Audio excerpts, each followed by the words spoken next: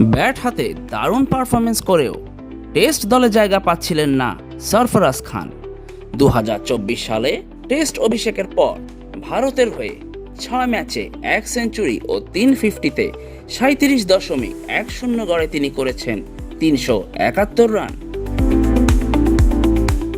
Australia সফরে দলে থাকলেও কোনো ম্যাচ খেলার সুযোগ তার হয়নি। মিডল অর্ডারের ব্যাটারকে ইংল্যান্ড সফরের দল থেকে বাদ দেয় নির্বাচকরা। ঘরোয়া ক্রিকেটে রানের বন্যা বইয়ে দিলেও খুলছিল না কপাল। জীবন অবাক না করলে কে করবে? 28% মিল্ক ফ্যাটের অবাক করার সাথে ফ্রেশ মিল্ক পাউডার। জীবন অবাক করুক প্রতিদিন। 2025 সালের রঞ্জি ট্রফিতে মুম্বাইয়ের হয়ে 7 ম্যাচে 53.62 গড়ে করেন 429 রান।